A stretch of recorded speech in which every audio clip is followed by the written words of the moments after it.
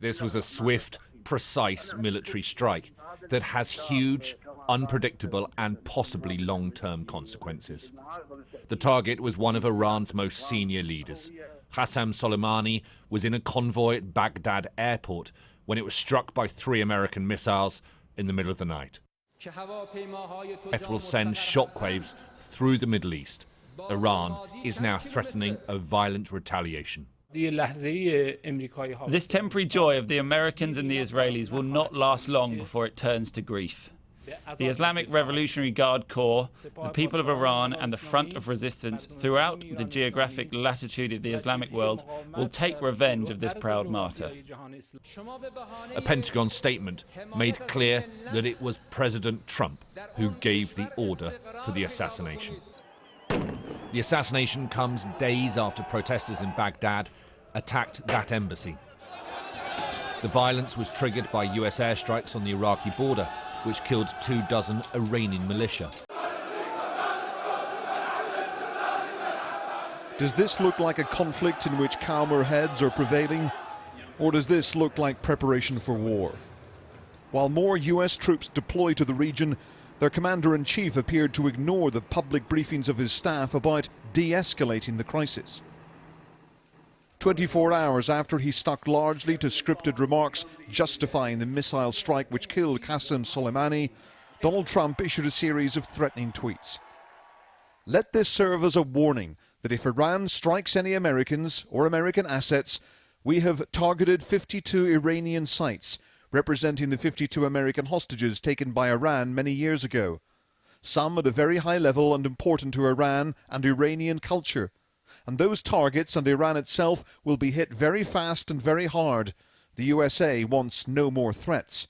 Angry members of the parliament could be heard threatening to avenge the killing of Soleimani, one of the most important figures in Iran.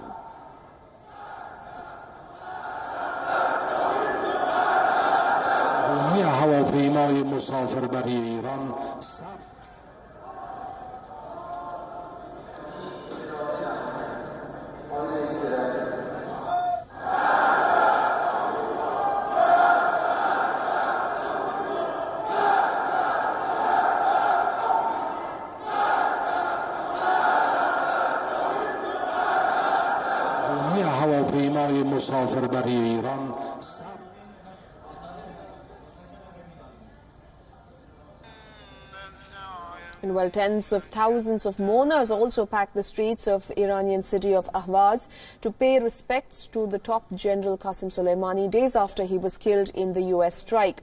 Well, these were the scenes witnessed. The tide also mourned other guard members who were killed in the drone attack on the same day. Dressed in black, the crowd chanted "Death to America" at a mass gathering on the streets of the southwestern city, where Soleimani's remains arrived from Iraq before dawn. Aerial visuals show people gathered in Mollavi Square with flags in green, white and red depicting the blood of martyrs. During the morning, they beat their chests to the sound of Shiite chants and hold up portraits of the general seen as a hero of the 1980-88 Iraq-Iran war and for spearheading Iran's Middle East operations as chief of the Revolutionary Guard's Quds force. Soleimani's death near the Baghdad International Airport on Friday has sent shockwaves across the Islamic Republic. The assassination, which was ordered by US President Donald Trump, has fueled tensions between the arch-enemies and sparked fears of a new war in the Middle East. Iran's Supreme Leader Ayatollah Ali Khamenei has vowed severe revenge and declared 3 days of mourning in honor of the general. The general's remains are due to be taken to the holy city of Qom for a ceremony at Masumeh Shrine ahead of a funeral in his hometown Kerman on Tuesday.